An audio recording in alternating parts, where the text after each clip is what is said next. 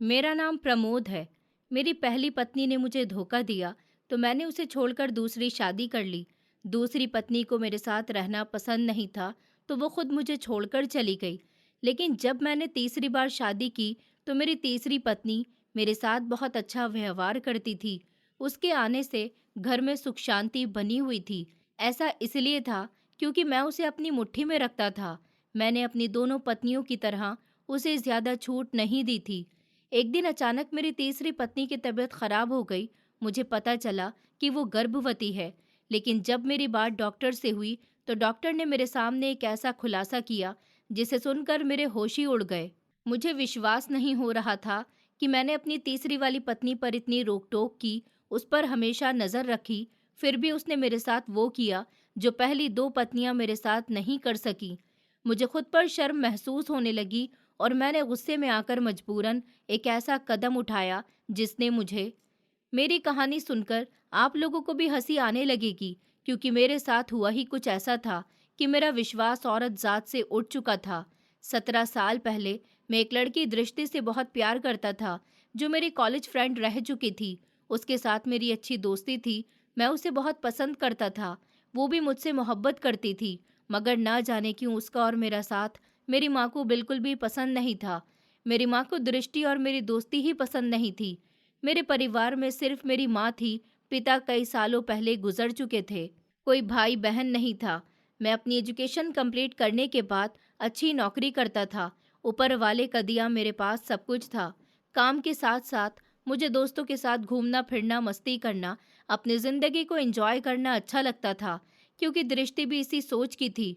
दोस्ती के साथ साथ हम दोनों के बीच का रिश्ता मोहब्बत में बदल गया था।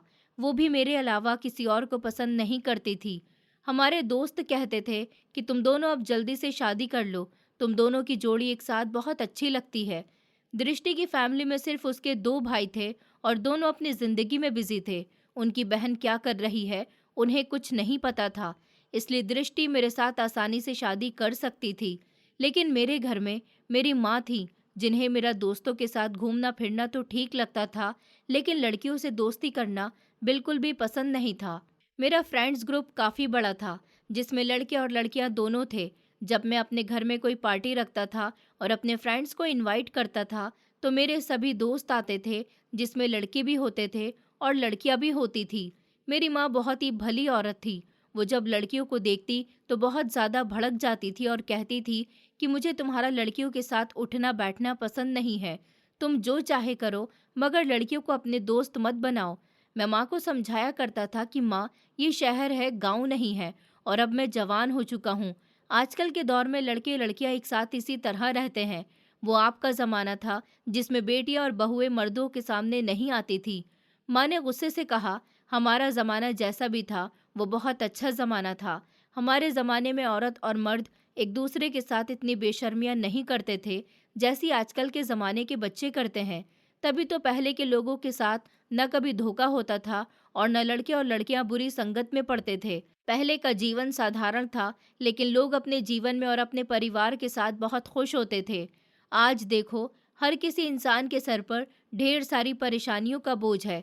मैं माँ की बात सुनकर हंस दिया और कहने लगा, अच्छा मेरी प्यारी माँ, आइंदा मैं कभी लड़कियों को घर नहीं बुलाऊंगा। लेकिन मुझे एक लड़की बहुत पसंद है, आप उसे जानती भी हो, दृष्टि। मैं उससे शादी करना चाहता हूँ। मेरी बात सुनकर तो माँ आग बबूला हो गई और कहने लगी कि पागल हो गए हो क्या? वो लड़की बहुत छोटे कपड़े पहनती है। मुझे वो लड़की बिल्कुल पसंद नहीं है। मैंने तुम्हारे लिए अपने गांव में तुम्हारे पिता के दोस्त चंद्र भैया की बेटी को देख रखा है। मैं और तुम्हारे पिता बचपन से ही उसे तुम्हारे लिए पसंद कर चुके हैं। तुम्हारी शादी उसी के साथ होगी। माँ की बात सुनकर मुझे गुस्सा आ गया। अब मैं सीरियस हो गया था। मैंने कहा, माँ, मैं गांव की किसी भी लड़की से शादी नहीं करूंगा। आखिर आपका बेटा पढ़ा लिखा है, अच्छा कमाता है। आप ये चाहती हैं कि यहाँ पूरे शहर में मेरी मजाक बने? माँ कहने लगी, बेटा, गांव की भोली भाली लड़कियाँ इन शहर की चालाक लड़कियों से बहुत अलग होती हैं। उस दिन के बाद मेरी इसी टॉपिक पर और इसी तरह की बातें माँ के साथ कई बार हुई, लेकिन हर बार माँ मेरे और दृष्टि के रिश्ते से इनकार कर देती थी। मैंने दृष्टि से वादा किया हुआ था कि मैं तुमसे ही शादी करूंगा। मैंने माँ से जिद कर लिया और कहा कि अगर आपने मेरी शादी दृष्टि के साथ नहीं करवाई, तो मैं ये घर छोड़कर चला जाऊंगा। मेरी भोली भाली माँ, जिन्हें सबसे ज्यादा अपना बेटा प्यारा था, बस इतनी सी ही धमकी पर खुशी खुशी अपने बेटे की शादी के लिए मान गई। उस दिन के बाद कभी मेरी माँ ने दृष्टि से नफरत नहीं की, उसे बहू नहीं बल्कि बेटी समझा। उन्होंने अपने दिल से ये ख्याल भी निकाल दिया कि उनके दिल में एक चाहत थी कि वो अपने इकलौते बेटे की शादी अपनी पसंद की लड़की से करेंगी। दृष्टि बहुत सुंदर थी, लंबी थी। हमारे फ्रेंड्स ग्रुप में सब उसकी खूबसूरती की तारीफ करते थे। मैं दृष्टि के लिए बहुत वफादार था और हमेशा उसकी फिक्र करता था कि उसका मेरा और मेरी माँ के अलावा आखिर इस दुनिया में है ही कौन। माता पिता है नहीं और उसके भाई उसकी कोई परवाह नहीं करते, इसलिए मैं उसका बहुत ख्याल रखता था। ऐसा कोई मौका मैंने नहीं आने दिया था कि कभी उसे मुझसे कोई शिकायत हो।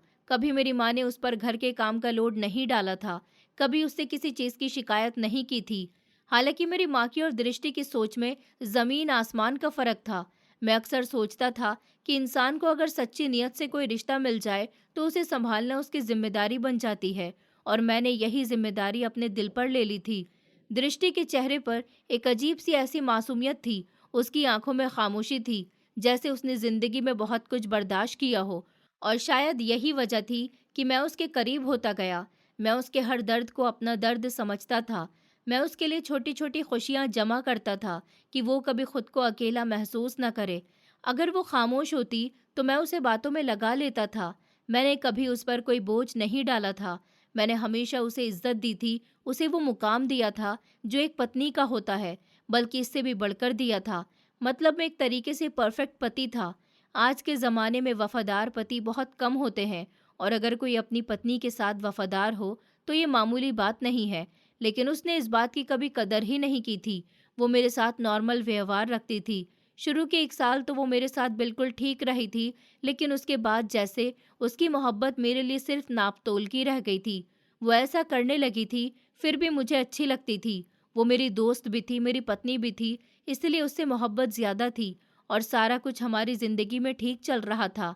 पर ये नहीं पता था कि वो मुझे मेरी ज़िंदगी की सबसे बुरी यादें दे जाएगी। मैं उसके व्यवहार को अक्सर नज़रअंदाज कर देता था। मैं खुद को समझाता था कि शायद टाइम के साथ साथ सब बेहतर हो जाएगा। शायद वो मेरे ज़्यादा प्यार लुटाने की वजह से ऐसी हो गई है। लेकिन मेरे दिल के किसी कोने में एक हल्की सी कमी मौजूद रहती थी।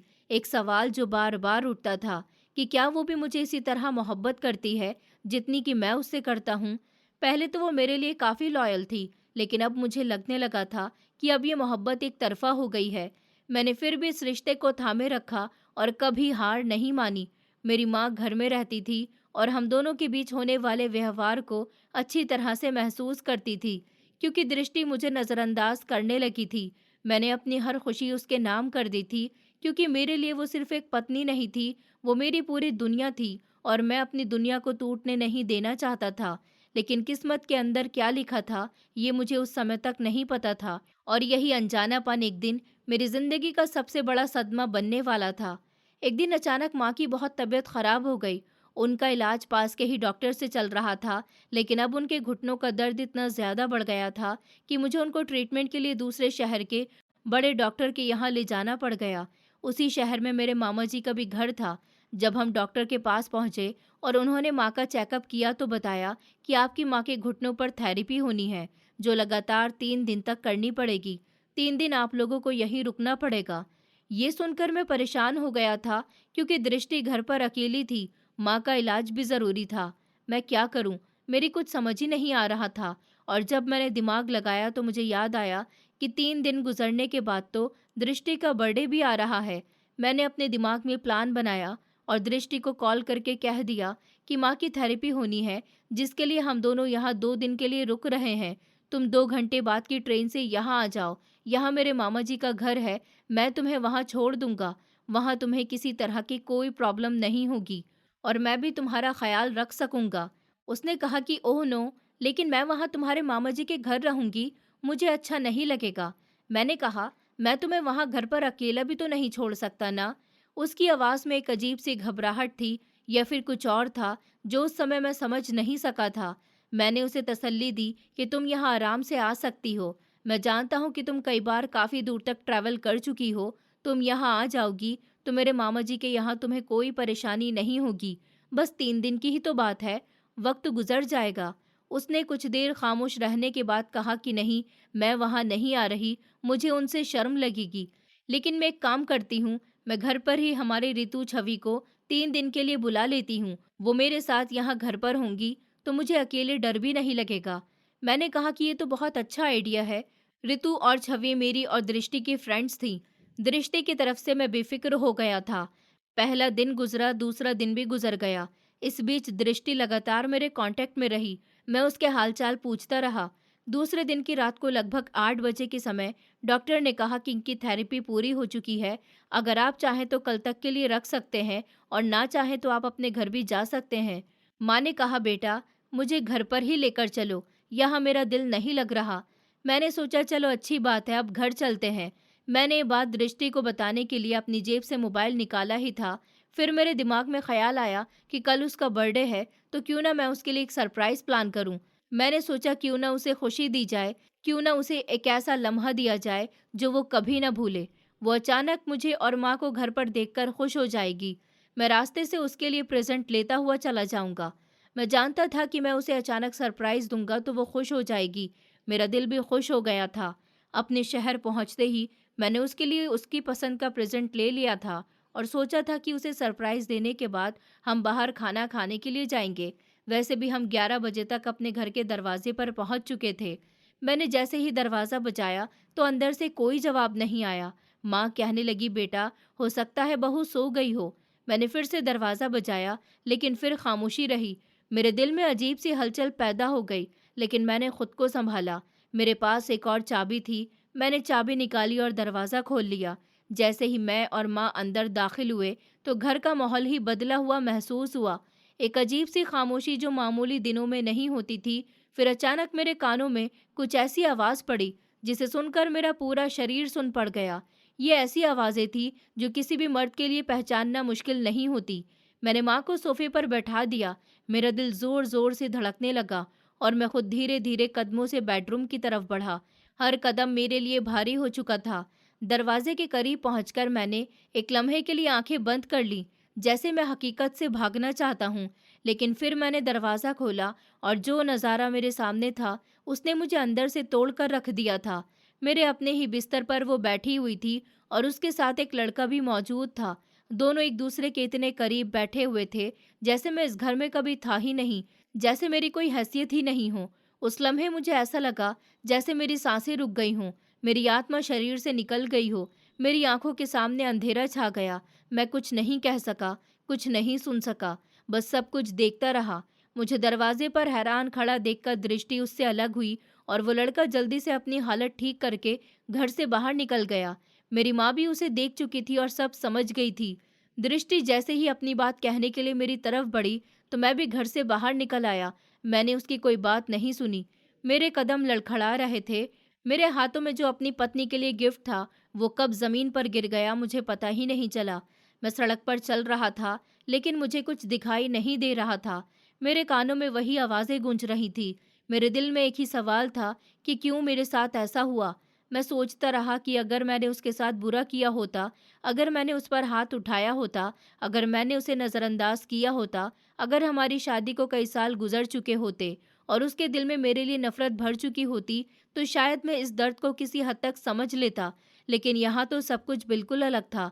मैंने उसे इज्जत दी थी, मोहब्बत दी थी, सहारा दिया था, अपनी माँ को मुश्किलों से राज़ी करके उसके साथ शादी की थी, और उसने बदले में मुझे क्या दिया?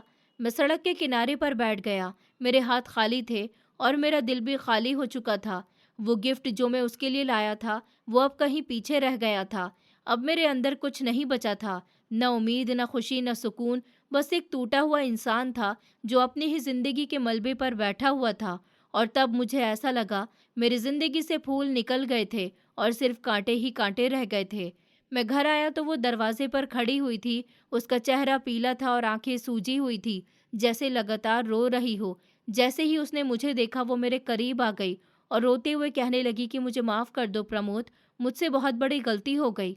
मैं उसके चेहरे को देख रहा था और मुझे यकीन नहीं आ रहा था कि यही वो लड़की है जिसके लिए मैंने अपनी पूरी ज़िंदगी बदल दी थी। मैंने खुद पर कंट्रोल किया और उससे कहा कि तुम्हारा कोई सहारा नहीं था, तुम्हारे सगे भाई तुम्हारा ख्याल नहीं करते थे। मैंने तुम्हें अपने घर में जगह दी, तुम्हें इज्जत से अपनी पत्नी बनाया, तुम्हें अपने दिल की रानी बनाया और तुमने मुझे ये सिला दिया। मेरी आवाज़ में दर्द था और गुस्सा भी था, लेकिन मैंने खुद पर काबू रखा। मैंने उसे साफ शब्दों में कह दिया कि मैं बुरा इंसान नहीं हूँ, मैं तुम पर हाथ नहीं उठाऊंगा, मैं तुम्हें जलील नहीं करूंगा, लेकिन मैं अब तुम्हें अपनी ज़िंदगी में नहीं रख सकता। ये रिश्ता अब ख़त्म हो चुका। वो मेरे कदमों में बैठ गई और रोते हुए कहने लगी कि मैं कहाँ जाऊँ, मेरा तो कोई नहीं है, मेरी गलती समझकर मुझे माफ़ कर दो। मैंने उसकी बात सुनी और दिल के अंदर एक लम्हे के लिए नरमी भी आई, लेकिन अगले ही लम्हे मुझे वो सब कुछ याद आ गया जब वो उस लड़के के साथ मेरे ही घर के बिस्तर पर बैठी हुई थी। मेरा दिल फिर से सख्त हो गया। मैंने उससे कहा कि तुमने पहले गलती के नाम पर जो किया है वो ऐसी गलती है जो कोई भी गैरतमंद आदमी बर्दाश्त नहीं कर सकता और ना ही माफ़ कर सकता है। मेरे अंदर भी इतनी हिम्मत नहीं है कि मैं इस सब के बाद तुम्हें अपने साथ रख सकूं। मैं तुम्हें माफ़ नहीं कर सकूंगा। मेरे कदम लड़खड़ा रहे थे। मैंने उसे घर से निकाल दिया। वो रोती रही, चीखती रही, चिल्लाती रही, मगर मैंने उसकी एक न सुनी। मेरी माँ भी कमरे से बाहर आ गई और कहने लगी, बेटा ऐसा मत करो। लेकिन मैं अपनी माँ को क्या बताता कि मैंने अपनी आंखों से जो नज़ारा देखा था, उसने मेरे दिल की खुशियों को हमेशा हमेशा के लिए बंद कर दिया था। वो मेरे घर से जा चुकी थी। कुछ दिन इसी तरह खामोशी से गुजर गए। माँ मुझे खुश करने की, हंसाने की बहुत कोशिश करती थी, मगर मेरे चेहरे से जैसे हंसी कहीं गायब हो गई थी। मुझे कुछ भी अच्छा नहीं लग रहा था। बार बार दृष्टि की बेवफाई मेरी आंखों के सामने आ जाती थी। कई दिन इसी तरह से गुजर गए। मेरी माँ कहने लगी कि बेटा आखिर कब तक ऐसे दृष्टि की बेवफाई को अपने दिल से लगाकर रखोगे? अपनी ज़िंदगी में आगे बढ़ो। मैं तो कहती हूँ कि तुम दूसरी शादी कर लो और मेरी पसंद की लड़की से शादी करो। माँ की बात अभी पूरी भी नहीं हुई थी। मैंने हाथ उठाकर कहा, माँ मुझे किसी से शादी नहीं करनी। उन्होंने कई बार मुझे शादी के लिए मनाया, लेकिन मैं हर बार इनकार करता रहा। मेरा घर जो मुझे स्वर्ग लगता था और उसी घर से मुझे नफरत महसूस होने लगी थी। मैं घर पर सिर्फ अपनी माँ की खातिर जाता था, वरना ज़्यादातर टाइम ऑफिस में ही गुजारने लगा था। मैंने दृष्टि को डाइवोर्स दे दी थी और हम दोनों का रिश्ता ख़त्म हुए लगभग 4 महीने गुजर चुके थे। एक हफ्ते पहले हमारे ऑफिस में नैना नाम की एक लड़की नौकरी पर आई थी। बहुत अच्छी थी, इंटरेस्टिंग थी, अच्छी अच्छी बातें किया करती थी। दृष्टि के जाने की वजह से मैं जो हमेशा उदास रहता था, वो कभी मेरे केबिन में आती थी, कोई काम पूछती थी, तो मैं उसको ज़्यादा दिलचस्पी से जवाब नहीं देता था, क्योंकि मैं अब किसी भी लड़की को नज़र उठाकर देखता भी नहीं था। एक दिन वो मेरे केबिन में आई और मेरे सामने रखी चेयर पर बैठकर पूछने लगी कि सर, क्या मैं आपसे कुछ क्वेश्चन कर सकती हूँ? मैंने कहा, बताओ क्या बात है? उसने कहा, आप हमेशा उदास रहते हैं, आखिर क्या बात है ऐसी भी? मैंने उससे कहा कि आप अपने काम पर ध्यान दीजिए। ये क्या हरकत है कि आप मेरी बिना इजाज़त के मेरे केबिन में आ गईं और मेरे सामने रखी चेयर पर बैठ गईं। उसने कहा, आई एम सॉरी सर, सच कहूँ तो दूसरों की तकलीफ देखकर मुझे बहुत तकलीफ होती है। मैं किसी को भी उदास नहीं देख सकती। इतना कहते हुए अचानक उसकी आंखों में आंसू आ गए थे। उसकी आंखों के आंसू देखकर मेरी सख्ती खत्म हो गई और मैंने नरम अंदाज में कहा कि क्या हुआ है, आप इतनी इमोशनल क्यों हो गई? उसने कहा कि सर, मेरा इस दुनिया में कोई नहीं है, मैं सारी जिंदगी अकेली रही हूँ, उदास रही हूँ। अब बड़ी हो गई हूँ, अपने पैरों पर खड़ी हो गई हूँ और कमाने लायक हो गई हूँ, तो लाइफ की काफ़ी सारी परेशानियां ख़त्म हो गई, लेकिन मैं किसी को उदास नहीं देख सकती। आपकी उदासी देखती हूँ तो ऐसा लगता है जैसे मैं कभी आपकी तरह थी। उसकी बात सुनकर मुझे खुद पर शर्मिंदगी महसूस हुई कि मुझे उस पर चिल्लाना नहीं चाहिए था। उसके बाद धीरे धीरे नैना और मेरे बीच ऑफिस में बातचीत होने लगी। धीरे धीरे दोस्ती हो गई और फिर एक दिन नैना ने खुद ही मुझे प्रपोज कर दिया और कहने लगी कि मैं आपसे शादी करना चाहती हूँ। मैं उसका प्रपोजल एक्सेप्ट तो नहीं करना चाहता था, लेकिन फिर यही ख्याल आया कि उसका भी इस दुनिया में कोई नहीं है। उसके अंदर मैंने कुछ इमोशंस देखे हैं कि वो दुनिया की बाकी सारी लड़कियों से बहुत अलग है। शादी का ख्याल मेरे दिल में आया तो दृष्टि की याद भी आ गई, लेकिन अब मुझे उससे बहुत नफरत हो चुकी थी। मैं उसका ख्याल भी अपने दिल में नहीं लाता था। मैंने अपनी माँ को जब नैना के बारे में बताया तो मेरी माँ खामोश हो गई और कहने लगी, बेटा मैं तुम्हारी शादी करने के फैसले से खुश हूँ, लेकिन तुमने इस बार भी अपनी पसंद जाहिर कर दी है। चलो कोई बात नहीं, तुम्हें वो लड़की पसंद है तो मुझे भी पसंद है। मैं तुम्हारी खुशी में हमेशा खुश हूँ। मुझे ऐसा लगने लगा था जैसे अब धीरे धीरे मेरी जिंदगी में खुशियाँ वापस लौट आएंगी और मेरा वीरान घर फिर से स्वर्ग बन जाएगा, क्योंकि नैना इतनी चटपटी बातें करती थी कि मैं उसको देखता रह जाता था। नैना और मेरी शादी बहुत ही साधारण तरीके से हुई थी। शादी की पहली रात आई, उसे मेरे कमरे में दुल्हन बनाकर बैठा दिया गया था। जैसे ही मैंने कमरे का दरवाज़ा खोलने की कोशिश की, तो दरवाज़ा खुला ही नहीं। ये देखकर मैं दंग रह गया। मैंने दरवाज़ा बजाया, लेकिन अंदर से कोई हरकत नहीं हुई। मैं परेशान हो गया कि पता नहीं क्या बात है। मैंने फिर ज़ोर-ज़ोर से दरवाज़ा बजाया और नैना को आवाज़ लगाई, मगर अंदर से कोई जवाब ही नहीं आ रहा था। मैंने उस समय दरवाज़ा तोड़ना ही बेहतर समझा। शोर की आवाज़ सुनकर माँ भी आ गई। जैसे ही दरवाज़ा खुला, तो मेरी नज़र बेड पर पड़ी, जहाँ नैना नहीं थी। मैं हैरान रह गया। मेरी माँ उसे पूरे कमरे में इधर-उधर तलाश करने लगी, क्योंकि अभी कुछ देर पहले ही तो वो उसे बेड पर बिठाकर गई थी। मेरी नज़र अचानक खिड़की पर पड़ी। खिड़की खुली हुई थी और खिड़की से नीचे एक रस्सी बंधी हुई थी, जैसे उसके सहारे से कोई नीचे उतरा हो। मैं अभी यही सब देख रहा था, जब माँ की एक जोरदार चीख मुझे सुनाई दी। मैं भागकर माँ की तरफ गया, तो मेरी माँ अपना सीना पीटते हुए कहने लगी कि बेटा, हम लुट गए, बर्बाद हो गए। तेरी सालों की कमाई वो लड़की लूट कर ले गई। मैंने सामने देखा तो मेरे पैरों तले से जमीन निकल गई। अलमारी खुली हुई थी, तिजोरी का ताला टूटा हुआ था और तिजोरी पूरी तरह से खाली थी। सोने चांदी के जेवरात और नकदी सब गायब थी। इसका मतलब था कि नैना कोई मासूम लड़की नहीं थी, बल्कि वो मेरी उदासी और मजबूरी का फ़ायदा उठाकर मेरे साथ झूठी शादी का नाटक रचाकर मुझे लूट कर चली गई थी। मैं अपना सर पकड़कर बैठ गया था और मेरी माँ चिल्ला चिल्ला कर रो रही थी। ये दुख भी मेरे लिए बहुत बड़ा था। मुझे औरत के नाम से ही अब नफरत महसूस होने लगी थी। मुझे लगता था कि हर औरत एक जैसी होती है, हर औरत धोखा देती है। अब मैं किसी हाल में भी किसी भी औरत पर भरोसा नहीं करना चाहता था। मैं एक बार फिर से टूट गया था और अब मुझ में आगे और टूटने की हिम्मत नहीं थी। अब मैं खुद शादी नहीं करना चाहता था, लेकिन मेरी माँ मुझे शादी करने के लिए बहुत ज़्यादा फोर्स कर रही थी, और उसी लड़की के साथ जिसको उन्होंने बचपन से ही मेरे लिए पसंद कर रखा था। एक दिन वो मेरे सामने बहुत रोने लगी और कहने लगी कि बेटा, मैं तो तुमसे पहले ही कहती थी, आज का ज़माना बहुत ख़राब है। बस एक बार मेरी बात मान लो और अपने मरे हुए पिता और मेरी ख्वाहिश को पूरी कर दो। वो मेरे सामने हाथ जोड़कर रोते हुए कहने लगी कि मैं तुम्हें ऐसे अकेला नहीं देख सकती। मैंने हमेशा यही प्रार्थना की थी कि मेरे बेटे का हंसता खेलता जीवन हो, खुशियों से भरा पूरा जीवन हो। मैंने तो तुम्हारी खुशियों में हमेशा हिस्सा डाला था, मगर ना जाने क्यों तुम्हें खुशियाँ रास ही नहीं आई। बेटा, मैं पूरे विश्वास के साथ कहती हूँ कि अब की बार तुम्हारा घर नहीं टूटेगा, क्योंकि मैं तुम्हारे लिए लड़की पसंद करूँगी। मैंने माँ से बहुत इनकार किया, लेकिन वो मुझे मेरे पिता और अपनी कस्में देने लगी, और इस बार मैं फिर से तीसरी बार शादी करने के लिए राजी हो गया था। हाँ, इस बार मेरी शादी जिससे होने वाली थी, उसको मेरी माँ ने पसंद किया था। अपनी माँ के आंसू देखते हुए मैंने मजबूरन शादी करने के लिए हाँ कर दी थी। माँ गांव गई और चंद्र अंकल की बेटी का हाथ मेरे लिए मांग लिया। वो गांव के लोग थे, उनके लिए तो यही बहुत सौभाग्य की बात थी कि उनकी बेटी शहर के पढ़े लिखे और अमीर लड़की की पत्नी बनने जा रही है। उस लड़की का नाम नर्मदा था। मेरी शादी तो उसके साथ हो गई थी, लेकिन मैंने इस बार खुद से वादा कर लिया था कि मैं किसी को अपने सर पर नहीं चढ़ाऊंगा। मेरी माँ नर्मदा के आने से बहुत खुश थी, लेकिन मैंने उसके साथ एक हद कायम रखी हुई थी।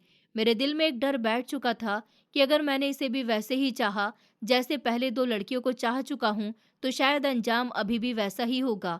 वैसे तो मैं ज्यादातर ऑफिस में ही रहता था। रात को जब मैं घर आता, तो वो मुस्कुराकर मेरा इंतजार करती थी, मेरे लिए खाना लगाती थी, मेरे घर का हर काम करती थी, माँ को कोई काम नहीं करने देती थी। मैं जो भी चीज़ घर में लेकर आता, सिर्फ अपनी माँ के हाथ में ही देता, कुछ भी नर्मदा को नहीं देता था। वो चुप करके गुजारा करती थी। उसके चेहरे पर कभी शिकायत नहीं आई थी। वक्त गुजरता गया। मैंने कभी उसकी कोई ख्वाहिश पूरी ही नहीं की थी, इसलिए उसने भी अपनी खुशियों को अपने दिल में ही दबा दिया था। मैं कभी उसकी ज़रूरत के बारे में नहीं सोचता था, क्योंकि मैंने फैसला कर लिया था कि जो मैं पहले दे चुका हूँ, अब बिल्कुल भी किसी को नहीं दूंगा। दृष्टि जो मेरे साथ 1 साल तक रही थी, उससे मुझे कोई औलाद नहीं हुई थी, और नैना, वो तो मेरे साथ एक रात भी नहीं रह सकी थी। कभी कभी मुझे ख्याल आता था कि शायद दृष्टि ने जानबूझकर औलाद नहीं होने दी थी, और ये सोचकर मुझे काफ़ी अफसोस होता था। नर्मदा मेरा हर तरह से ख्याल रख रही थी। मैं जैसे ही घर में आता, तो मेरे लिए पानी लेकर आई थी, मुझसे बात करने की कोशिश करती थी, लेकिन मैं उसके बात करने पर उसे डांट देता था। वो खामोशी से मेरी डांट सुन लिया करती थी। हालाँकि उसकी आँखों में आँसू आ जाते थे। मुझे लगता था कि वो कमज़ोर है और मैं उस पर अपनी मर्ज़ी चला सकता हूँ। कभी-कभी ऐसा होता था कि उसका बनाया हुआ खाना बिल्कुल परफ़ेक्ट होता था। बहुत ही अच्छी खुशबू आ रही होती थी, बहुत ही अच्छा टेस्ट होता था। लेकिन मैं अपने दिल को बहुत हल्का करने के लिए उसे डाँटता था और कहता था कि तुमने खाना बिल्कुल भी अच्छा नहीं बनाया। वो जल्दी से माफ़ी माँग लेती थी और कहती थी कि आइंदा ऐसा कभी नहीं करूँगी। उसकी इतनी मासूमियत से भी मेरे दिल में कभी नरमी पैदा नहीं हुई थी। उसके अंदर शहर की लड़कियों जैसी चालाकी बिल्कुल भी नहीं थी। उसमें भोलापन था और उसका भोलापन, सीधापन मुझे उसके गँवार होने की पहचान लगता था। वो जितनी अच्छी थी, मैं उसके अच्छे होने का फ़ायदा उठा रहा था। मैं एक ऐसी औरत को सज़ा दे रहा था, जिसका इस सब में कोई कसूर नहीं था, लेकिन मैं अपने ज़ख्मों को उसके ज़रिए भरने की कोशिश कर रहा था। वो जितना मेरे करीब आने की कोशिश करती, मैं उतना ही पीछे हट जाता था। मेरी ऐसी हरकतों की वजह से मेरी माँ भी मुझसे निराश रहती थी। एक दिन रात के समय वो कमरे में बैठी रो रही थी और मैं बिस्तर पर लेटा था। उसके रोने ने मेरी नींद खराब कर दी थी। मैंने करवट बदल कर कहा कि क्यों रो रही हो? तुम्हारे रोने ने मेरी नींद खराब कर दी है। वो कुछ देर खामोश रही, फिर धीमी आवाज में कहने लगी कि आप मुझसे मोहब्बत नहीं करते। उसके शब्द सीधे मेरे दिल पर लगे। मैंने खुद को सख्त रखा। मैंने कहा, पति पत्नी के रिश्ते में मोहब्बत का क्या काम? उसने कहा, क्यों नहीं हो सकती? मोहब्बत तो हो सकती है। उसके अंदाज में उम्मीद भी थी और सवाल भी था, जैसे वो मुझसे अपने हक की बात कर रही हो। मैंने कहा, मैंने एक बार नहीं बल्कि 2 बार मोहब्बत करके देख लिया है और मैं दोनों ही बार मुंह के बल गिर गया। अब मैं वो गलती नहीं करना चाहता। मैंने उसकी तरफ देखे बिना कहा, अगर तुम मेरे लिए कुछ कर सकती हो तो मुझे औलाद पैदा करके दो। मुझे औलाद की ज़रूरत है। अगर तुमने मुझे औलाद पैदा करके दी तो फिर शायद मुझे तुमसे मोहब्बत हो जाए। मेरे शब्द सुनकर वो दंग रह गई। उसने मुझे ऐसे देखा जैसे किसी ने अचानक एक सपना दिखा दिया हो, जैसे उसे रास्ता मिल गया हो जिस पर चलकर वो मेरे दिल तक पहुंच सकती हो। उसने धीरे से कहा, सच? मैंने कहा कि हाँ। उसने जल्दी से अपने आंसू साफ कर लिए। उसके चेहरे पर एक अजीब सा सुकून आ गया था और कहने लगी कि ठीक है, मैं आपको औलाद की खुशी ज़रूर दूंगी। उसके बाद फिर खामोशी फैल गई। मेरे दिल में उस समय हल्की सी कमी हुई थी। मुझे लगा कि शायद मैंने उसके साथ कुछ ज़्यादा ही सख्ती कर दी है। अगर मैं थोड़ी सी भी उसके साथ प्यार से बात कर लेता तो शायद वो इतना ना रोती। मैं चाहता था कि उसके करीब जाऊं, लेकिन उस लम्हे मेरे दिमाग में बीता हुआ समय घूमने लगा था और मैंने खुद से मना किया कि नहीं, इस बार तुम उस रास्ते पर नहीं जा सकते। वो रास्ता तुम्हें वहां ले जाता है जहां से वापसी मुमकिन नहीं होती। फिर दिन गुजरते गए और मेरा ये साल पूरा ही बड़ा बिजी गया था। मैं घर पर ज्यादातर होता ही नहीं था। मैं उसके ज्यादा करीब नहीं जाता था, बस एक हद कायम रखता था। इस दौरान मेरी माँ की तबीयत एक दिन बहुत ज्यादा खराब हो गई और उनकी अचानक मौत ने मुझे एक और गहरा सदमा दे दिया था। अब नर्मदा घर में बिल्कुल अकेली रहती थी, फिर भी मुझे उसकी कोई परवाह नहीं हुई। एक दिन उसने मुझे एक ऐसी खबर दी जिसने मुझे लम्हे भर के लिए रोक दिया। वो मेरे सामने आई और हल्की सी मुस्कुराहट से बोली कि मैं माँ बनने वाली हूँ। उसके ये शब्द सुनकर मैं खुश नहीं हुआ था, बल्कि हैरान हो गया था। मैंने जल्दी से और सुकून से उसे जवाब दिया कि यह कैसे हो सकता है। उसने कहा, क्यों नहीं हो सकता? हमारी शादी को 2 साल हो गए। आपको तो खुशखबरी चाहिए थी ना? वो बहुत खुश नजर आ रही थी, जैसे उसे वो चीज़ मिल गई हो जिसका वो इंतज़ार कर रही थी। मैंने बस इतना कहा कि ठीक है। मेरे अंदाज में ना खुशी थी और ना ही गुस्सा था। वो फिर से कहने लगी, मुझे डॉक्टर के पास लेकर चलिए। अभी तो मैंने घर पर ही टेस्ट किया है। मैंने उसे साफ कह दिया कि मैं तुम्हें डॉक्टर के पास नहीं ले जा सकता। मेरे पास टाइम नहीं है। तुम खुद चली जाओ। मैंने उसे पैसे भी दे दिए थे। उसने खामोशी से पैसे लिए और कहा कि ठीक है। वो जब डॉक्टर के पास से वापस आई तो मैंने उसे उसकी तबीयत के बारे में वो जब डॉक्टर के पास से वापस आई तो मैंने उससे उसकी तबीयत के बारे में कुछ भी नहीं पूछा। उसने खुद ही बता दिया कि डॉक्टर कह रहे हैं सब कुछ ठीक है। मैंने बस सर हिला दिया, जैसे मेरे लिए ये कोई ख़ास बात ना हो। दिन गुजरते गए और वो कमज़ोर रहने लगी। कभी उसे चक्कर आते, कभी उल्टियाँ आती थी। उसके चेहरे की रौनक धीमी होने लगी थी। उसका वज़न कम होने लगा था। वो ऐसी कंडीशन में भी पूरा घर संभाल लेती थी। मेरे दिल में अभी भी उसके लिए कोई हमदर्दी नहीं थी। शायद मैं अपने अंदर के ज़ख्मों में इतना उलझा हुआ था कि उसके दर्द को महसूस ही नहीं कर पा रहा था। कभी-कभी मैं बहुत नेगेटिव सोचता था कि मैं तो ज़्यादातर घर पर होता ही नहीं था, तो फिर ये बच्चा किसका है? मेरा दिमाग मुझे चैन नहीं लेने दे रहा था। मैं हर समय इसी सोच में डूबा रहता था। इससे पहले भी मुझे 2 औरतें धोखा दे चुकी थी। वक्त गुजरता गया और नर्मदा का 7वां महीना चल रहा था। उसकी हालत काफ़ी ख़राब लगने लगी। उसका चेहरा मुरझा गया था और शरीर बहुत कमज़ोर हो गया था। इस सब के बावजूद भी वो सब कुछ सह रही थी। इधर मेरे दिल का शक ख़त्म होने का नाम ही नहीं ले रहा था। मैं हर दिन नर्मदा के चेहरे को देखता था और सोचता था कि क्या ये सच कह रही है या मेरे साथ एक और खेल खेला जा रहा है। मैंने एक दिन अपने एक दोस्त को फ़ोन किया जो कि शादीशुदा था। मैंने उससे पूछा कि अगर पति पत्नी एक दूसरे के साथ ज़्यादा टाइम ना गुजारें तो क्या फिर भी बच्चा हो सकता है। मैंने ये सवाल ऐसे पूछा जैसे बस मामूली सी बात हो, लेकिन हकीकत में मेरे अंदर एक तूफान चल रहा था।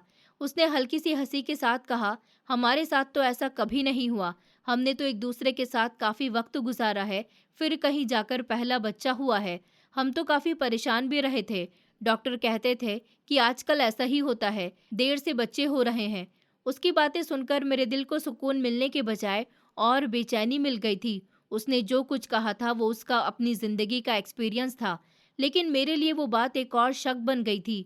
उसने अनजाने में मेरे दिल में एक और कांटा चुभो दिया था। मेरा दिमाग घूम रहा था। मैं अपने दिल को समझाने की कोशिश करता रहा कि हर इंसान की ज़िंदगी अलग होती है, बॉडी अलग होती है, लेकिन मेरे अंदर बैठा हुआ शक हर दलील को रद्द कर देता था। अब मैं नर्मदा की हर हरकत पर नज़र रखने लगा था। न जाने क्यों मुझे उस पर शक हो रहा था। ऐसा लग रहा था जैसे वो मेरे घर से निकलने के बाद किसी को घर में बुलाती है। मेरे दोस्त ने एक मामूली सी बात कही थी, लेकिन इस बात ने मेरे अंदर के ज़ख्मों को फिर से ताज़ा कर दिया था और अब मेरा दिल ये मानने को तैयार नहीं था कि सब कुछ ठीक हो सकता है। मुझे हर तरफ धोखा नज़र आ रहा था। एक दिन तो हद ही हो गई। मेरी पत्नी को मैंने देख लिया। वो कोई पर्ची छुपा रही थी। वो कमरे के कोने में बैठी थी। उसके हाथ में एक छोटी सी पर्ची थी, जिसे वो बड़े ध्यान से देख रही थी, जैसे वो कोई मामूली बात पढ़ रही हो। उससे थोड़ा बहुत पढ़ना तो आता था, क्योंकि उसने गाँव में ही ट्यूशन लिया था। हाँ, उसके पास रिजल्ट नहीं थे। जैसे ही मेरी नज़र नर्मदा पर पड़ी, उसके चेहरे के एक्सप्रेशन ही बदल गए। उसने जल्दी से पर्ची को दोनों हाथों में छुपा लिया, जैसे कोई गलती छुपाने की कोशिश करता है। मेरे दिल में तो पहले ही शक का तूफान था और उसकी इस हरकत पर मुझे और ज़्यादा गुस्सा आने लगा था। मैंने गुस्से भरे अंदाज में कहा, क्या है ये तुम्हारे हाथ में? वो घबरा गई। उसकी आंखों में डर साफ नजर आ रहा था। उसने जल्दी से कहा कि नहीं, कुछ नहीं है, कुछ भी नहीं है मेरे पास तो। वो डर रही थी, जैसे वो कुछ छुपा रही हो। मैं उसकी तरफ बढ़ा और कहा कि नहीं, तुम्हारे पास कुछ तो है। तुम क्या छुपा रही हो? वो पीछे हटने लगी। मैंने गुस्से से उसका हाथ पकड़ लिया और पर्ची उसके हाथ से छीन ली। उसी लम्हे मुझे यह एहसास हुआ कि अगर वो गिर जाती तो उसकी हालत खराब हो सकती थी, लेकिन वो बच गई थी। उसने खुद को संभाल लिया था। मैंने जब उस पर्ची पर नज़र डाली तो उस पर डॉक्टर दिशांत प्रजापति का नाम लिखा हुआ था। वही डॉक्टर जो हमारे करीबी अस्पताल में बैठता था। मैंने उसका नाम कई बार बोर्ड पर देखा था। उसके नाम ने मेरे दिल में मौजूद शक को जैसे यकीन में बदल दिया था। मैंने नर्मदा की तरफ देखा और गुस्से से कहा, अगर तुम्हारे बारे में कोई उल्टी सीधी हरकत पता चली तो तुम्हारी खैर नहीं है। उसकी आंखों में आंसू थे। उसने कहा, मेरी बात तो सुनिए। लेकिन मैं उसकी कोई भी बात सुनने के लिए तैयार नहीं था। वो मुझे रोकने की कोशिश करती रही, लेकिन मैं घर से निकल आया था। मेरे दिमाग में एक ही बात गूंज रही थी कि ये सब कुछ साफ साफ धोखा है। मैंने फैसला कर लिया था कि अब मैं सच जानकर ही रहूंगा, चाहे कुछ भी हो जाए। मैं जल्दी से अस्पताल की तरफ बढ़ा। मेरे दिल में गुस्सा था और अजीब सा डर भी था, जैसे मैं किसी ऐसे सच की तरफ जा रहा हूँ जो मेरी बाकी की जिंदगी को तबाह कर देगा। जब मैं अस्पताल पहुंचा तो सीधा उस कमरे की तरफ गया जहां डॉक्टर दिशांत बैठा हुआ था। दरवाजे के बाहर खड़े होकर मैंने खुद को संभालने की कोशिश की। मेरे अंदर का गुस्सा खौल रहा था, लेकिन मुझे याद था कि सामने भी एक मर्द है और बात समझदारी से करनी होगी।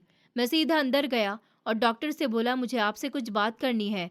मैंने उनका नाम बताया। उन्होंने कहा, अच्छा तो आप नर्मदा के मैंने अपना नाम बताया। उन्होंने कहा, अच्छा तो आप नर्मदा के पति हैं। उसकी ये बात सुनकर एक लम्हे के लिए मैं रुक गया था।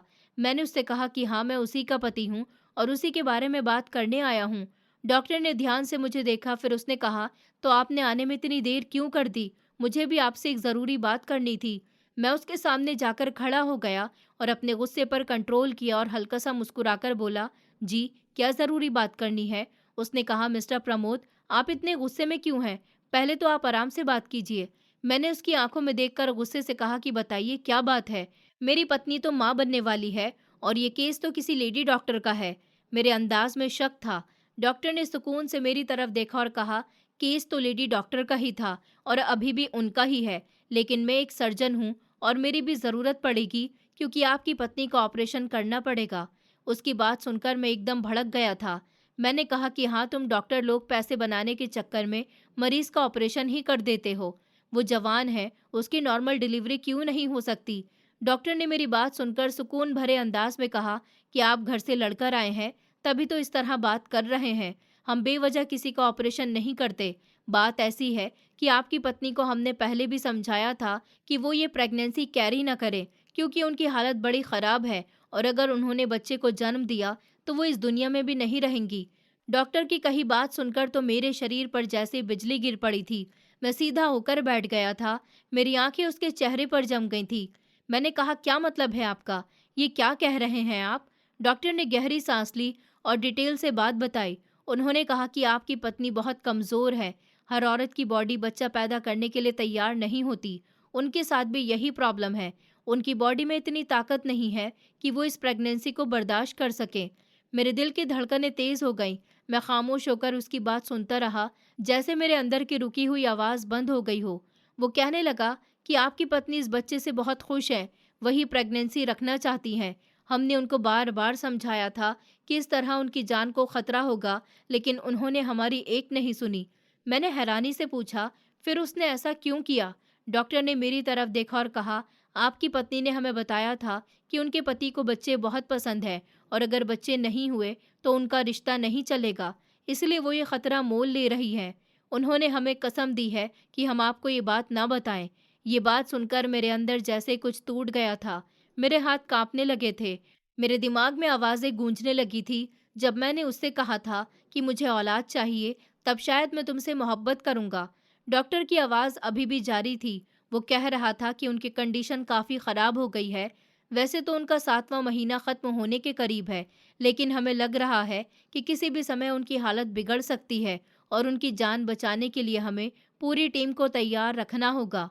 मैं उसकी बात ध्यान से सुन रहा था, लेकिन अब मेरे कानों में एक शोर सा भर गया था, जैसे दुनिया की हर आवाज़ एक साथ गूंज रही हो।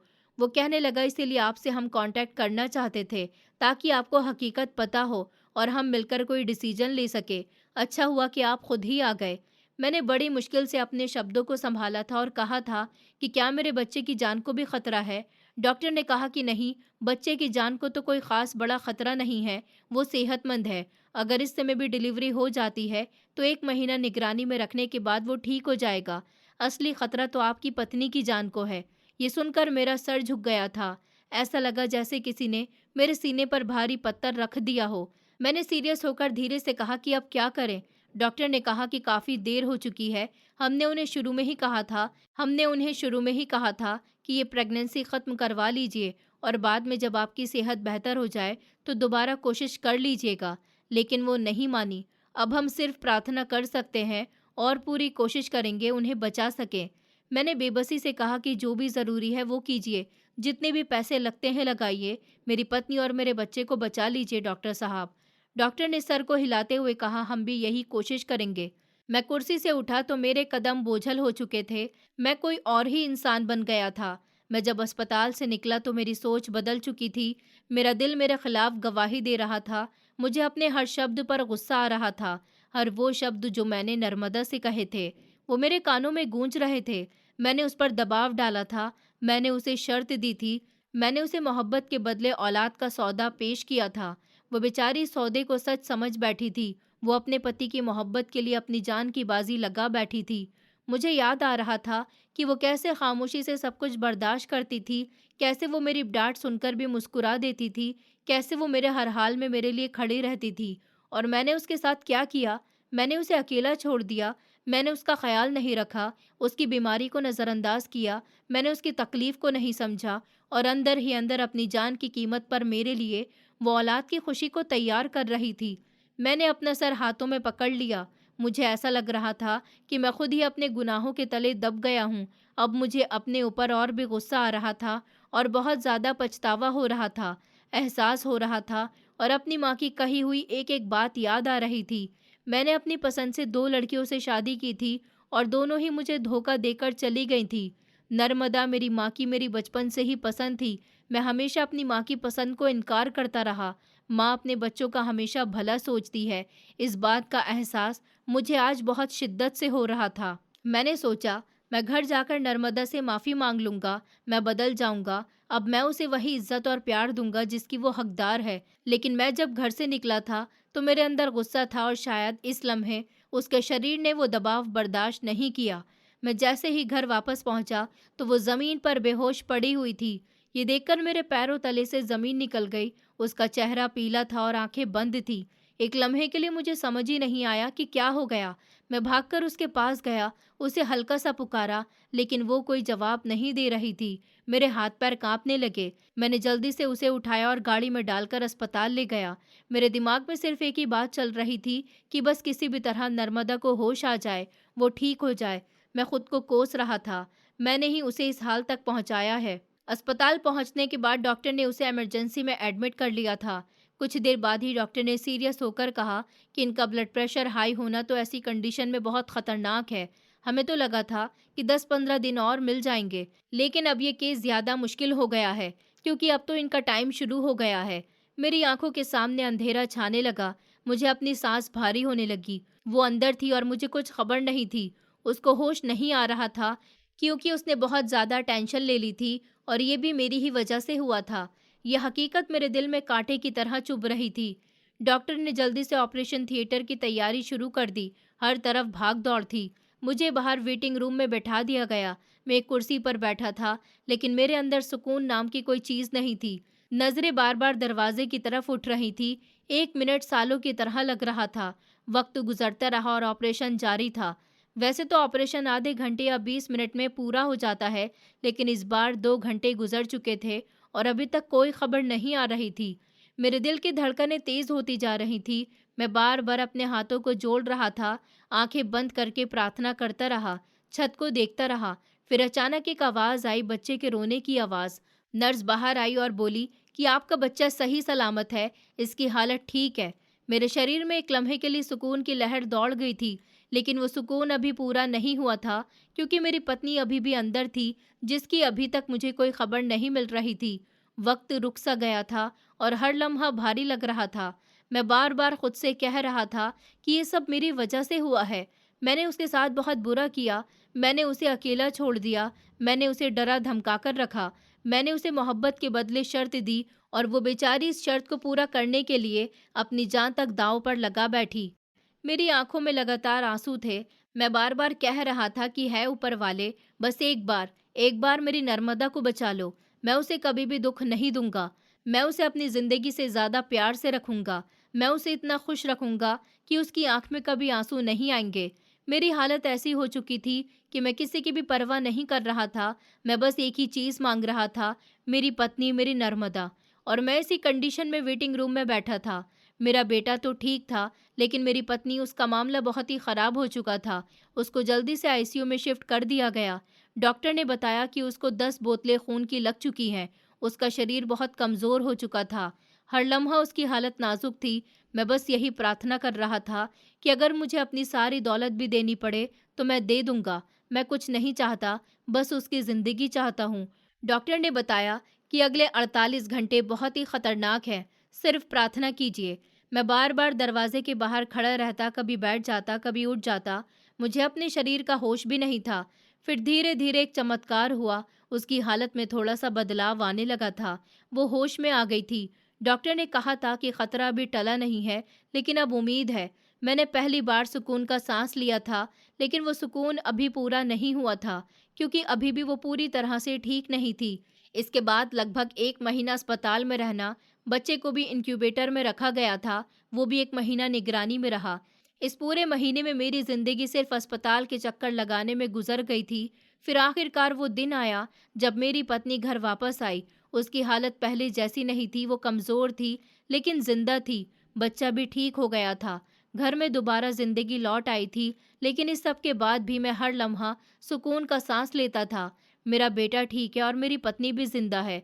मैंने इसके बाद अपनी पूरी कोशिश की कि उसे कोई तकलीफ ना दूं।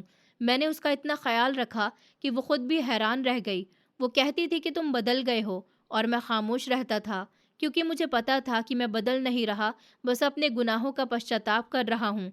एक दिन मैंने हिम्मत करके उसे सब कुछ बता दिया, जो डॉक्टरों ने मुझे बताया था और जो मैंने सोचा था।